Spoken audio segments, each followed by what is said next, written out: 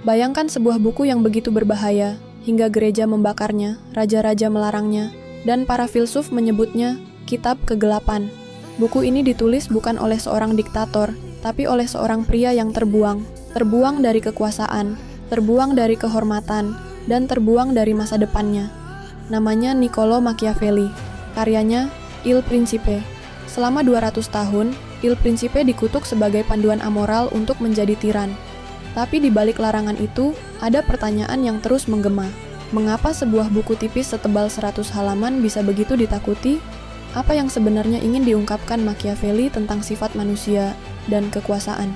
Apakah ini sekadar buku panduan kejahatan, atau justru cermin paling jujur tentang bagaimana kekuasaan benar-benar bekerja dari Renaissance Italia hingga panggung politik abad ke-21? Di video ini, kita tak hanya akan membongkar kontroversi Il Principe, tapi juga melihat mengapa pesannya tetap hidup, bahkan di dunia yang mengutuknya. Bersiaplah untuk memasuki pikiran seorang Machiavelli, di mana moralitas dan kekuasaan bertarung tanpa ampun. Florence, tahun 1513. Seorang pria berusia 44 tahun duduk di kegelapan kamarnya, menatap lilin yang nyaris padam.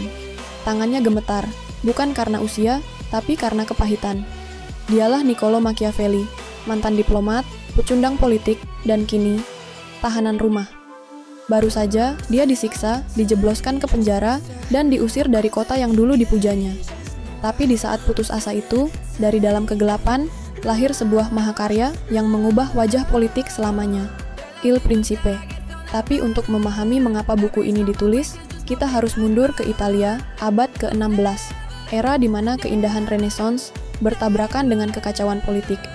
Bayangkan, Italia bukan sebagai negara bersatu, tapi sebagai kumpulan kota negara yang saling mencakar. Florence, Venesia, Milan, Napoli, dan negara gereja Roma. Setiap kota diperintah oleh keluarga ambisius, Medici, Borgia, Sforza, yang saling berkomplot, mengkhianati, bahkan membunuh untuk kekuasaan. Machiavelli hidup di tengah badai ini. Sebagai diplomat Florence, dia menyaksikan langsung bagaimana Paus Alexander ke-6 menggunakan anaknya, Cesare Borgia, sebagai pion berdarah untuk memperluas kekuasaan gereja. Dia melihat raja-raja Prancis dan Spanyol menjarah Italia bagai serigala, dan yang paling menusuk, dia mengabdi pada Republik Florence, sampai keluarga Medici menggulingkannya pada 1512.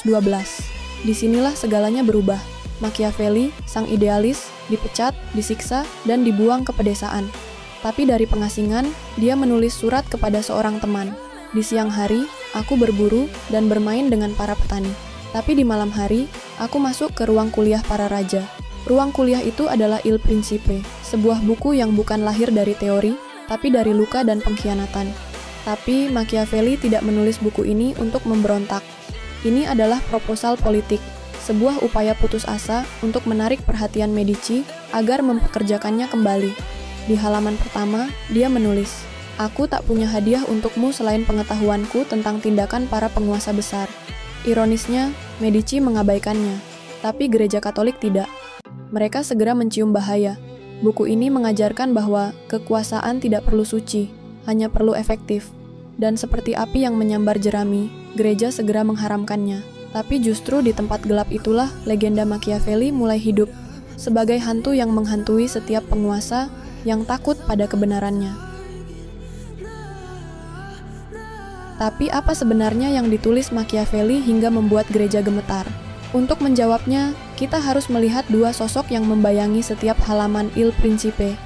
Cesare Borgia, pangeran kejam yang jadi inspirasinya, dan keluarga Medici, penguasa yang ia puja sekaligus benci. Machiavelli pertama kali bertemu Cesare Borgia pada 1502 sebagai diplomat Florence. Saat itu, Borgia, anak Paus Alexander VI, sedang membantai musuh-musuhnya di Romanya. Tapi Machiavelli tidak jijik, justru ia terpukau. Di suratnya, ia menulis, "Borgia seperti singa yang tahu kapan jadi ular. Ia menghancurkan lawan, tapi rakyatnya menyembahnya." Inilah benih pemikiran Il Principe. Kekuasaan butuh kebengisan yang cerdas.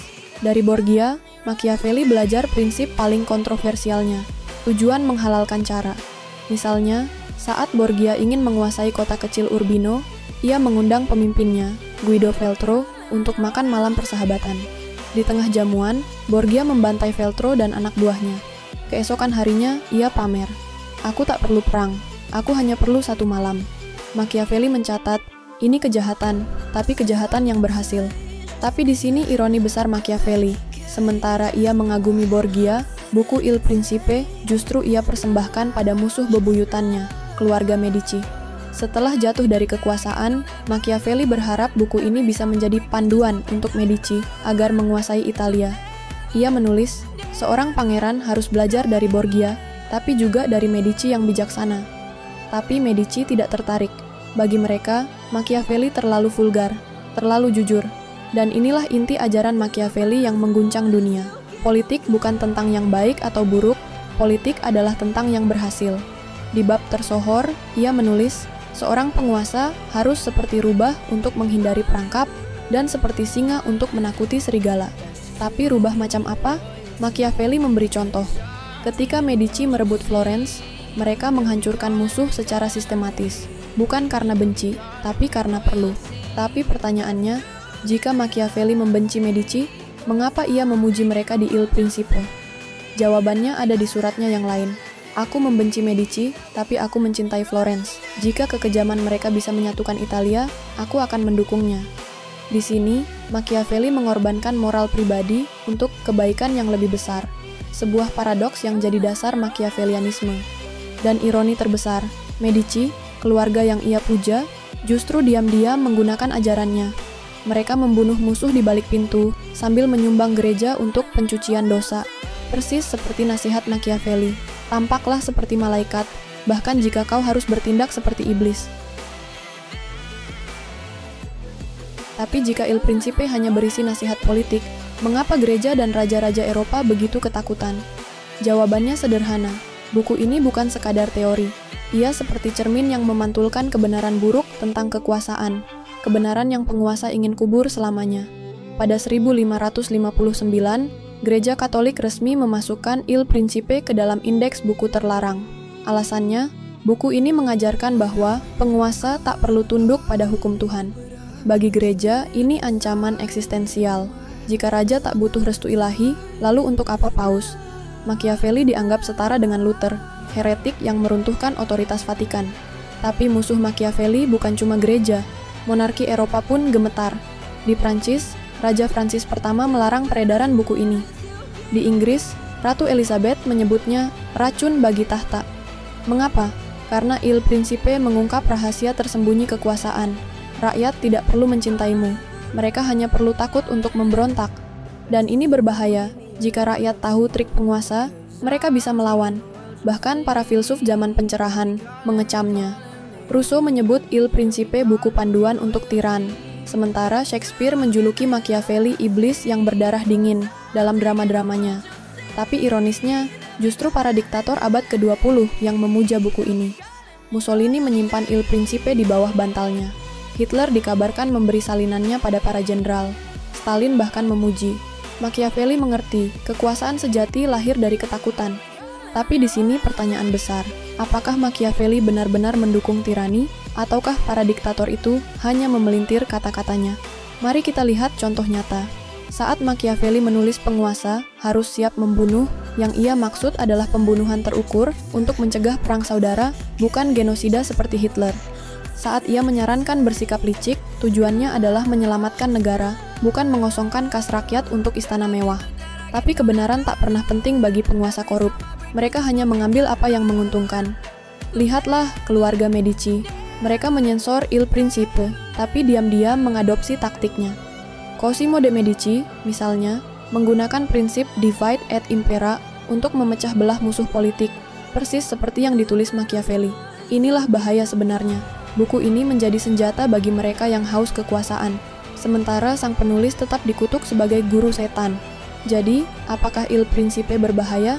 Ya, tapi bukan karena ajaran Machiavelli, melainkan karena ia mengungkap kebenaran yang ingin disembunyikan penguasa, bahwa takhta dibangun dari darah, tipu daya, dan air mata. Dan di dunia yang masih dipimpin oleh para Borgia modern, kebenaran semacam ini tetap mengancam, bahkan 500 tahun kemudian. Machiavelli mungkin mati pada 1527, tapi rohnya hidup di setiap sudut kekuasaan modern. Dari koridor parlemen hingga ruang rapat CEO, dari algoritma media sosial hingga perang proksi, semuanya berbisik, tujuan menghalalkan cara. Tapi, bagaimana tepatnya ajaran seorang penulis abad ke-16 bertahan di dunia yang jauh lebih kompleks ini? Pertama, mari kita lihat politik. Pada 1973, Henry Kissinger, sang diplomat licik Amerika Serikat, mengatakan, Machiavelli adalah guru pertama real politik. Saat ia merancang kudeta di Chile untuk menjatuhkan Allende atau membiarkan Vietnam Utara menyerang Kamboja, prinsipnya jelas, stabilitas lebih penting daripada moral. Dan ini bukan cuma teori. Laporan CIA tahun 2021 tentang perang cyber menyebut, serangan harus seperti rubah, tak terlihat sampai terlambat. Bahasa yang sangat Machiavellian. Tapi jangan kira Machiavelli hanya milik para politikus. Di Silicon Valley, para CEO menjadikan Il Principe sebagai kitab suci. Steve Jobs pernah berkata, terkadang, untuk inovasi, kau harus menjadi bajingan. Sementara Mark Zuckerberg, dalam email internal 2012, menulis, lebih baik meminta maaf nanti daripada meminta izin sekarang. Persis seperti nasihat Machiavelli. Penguasa harus berani jadi penjahat sementara untuk kebaikan jangka panjang. Lalu ada media sosial, senjata Machiavellianisme paling mutakhir. Politikus modern tak perlu membunuh musuh, cukup membunuh karakter lewat trending topik. Di Brasil, Bolsonaro menggunakan buzzer WhatsApp untuk menyebar hoax tentang lawannya. Di Filipina, Duterte membayar troll army untuk membanjiri kolom komentar dengan ancaman. Ini semua adalah kejahatan terukur ala Machiavelli, direkayasa untuk mempertahankan kekuasaan dengan biaya minimal. Tapi di balik semua kelam ini, ada pertanyaan penting. Apakah Machiavelli akan bangga melihat dunia sekarang? Jawabannya mungkin mengejutkan. Dalam suratnya, ia menulis, aku tidak membela kejahatan. Aku hanya menggambarkan dunia sebagaimana adanya. Mungkin, jika ia hidup hari ini, ia akan tertawa getir. Kalian menyembahku sebagai iblis, tapi kalian semua adalah muridku yang paling rajin. Lihatlah sekeliling kita. CEO mengorbankan pekerja demi laba, kejahatan terukur, influencer menjual kebohongan demi followers, tampak seperti malaikat, negara adidaya menginvasi atas nama perdamaian, tujuan menghalalkan cara. Kita hidup di dunia yang jauh lebih Machiavellian daripada Italia abad ke-16. Bedanya, kita punya teknologi untuk membuat kejahatan itu lebih elegan. Jadi, apakah Il Principe masih relevan? Lebih dari itu. Ia telah berevolusi jadi virus yang menginfeksi DNA kekuasaan modern. Tapi pertanyaan terbesar bukanlah pada Machiavelli, melainkan pada kita. Apakah kita akan terus membiarkan tujuan menghalalkan cara menjadi mantra zaman ini? Ataukah kita bisa menemukan cara baru tanpa mengorbankan kemanusiaan di altar kekuasaan? 500 tahun berlalu, dan kita masih terjebak dalam pertanyaan yang sama.